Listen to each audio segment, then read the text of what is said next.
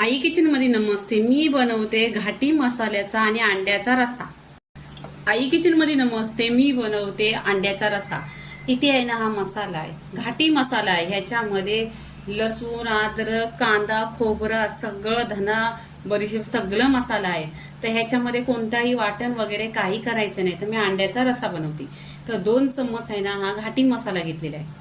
इथे आहे ना, गॅसवर कढई ठेवलेली आहे. त्याच्यामध्ये 1 चमचा तेल टाकलेलं आहे. तेल छान असा गरम झाला. तेल गरम झाल्यानंतर इथे कांदा टाकायचा आहे. 2 ते 3 कांदा टाकलेला आहे. इथे फ्रेश कढीपत्ता टाकायचा. कढीपत्ता पण छान आहे ना, याला खुशबू येतो. आता इथे तेलावर आहे ना, छान असं परतून घेते कांदा. कांद्याचा कलर पूर्णपणे असा गोल्डन झाला पाहिजे, जास्त पण चालायचा नाही.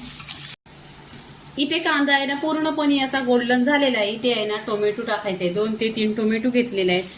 इथे आहे ना, त्या टोमॅटोवर मीठ टाकायचं. मीठ टाकल्याने आहे ना, सॉफ्ट होतो टोमॅटो. छान असं तेलावर परतून घ्यायचा. पूर्णपणे टोमॅटोचं असं पाणी झालं पाहिजे.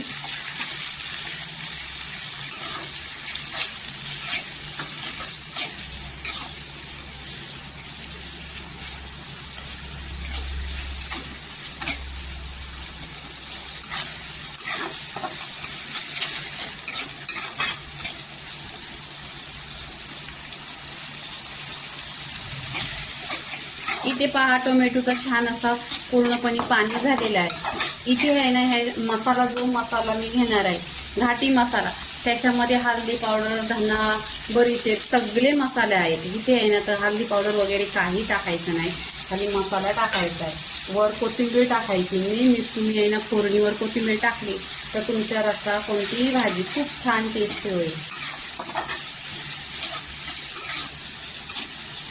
आणि इथे पाणी मी टाकणार आहे. गरम पाणी नेहमीच बॉईल करून घेते. इथे 1 ग्लास पाणी टाकणार आहे. आता इथे 1 ग्लास पाणी टाकलेलं आहे. गॅस काय करायचा, स्लो गॅसवर ढाकण लावून 10 मिनिट आहे ना, छान असं शिजवून घ्यायचं. इथे हा रस्सा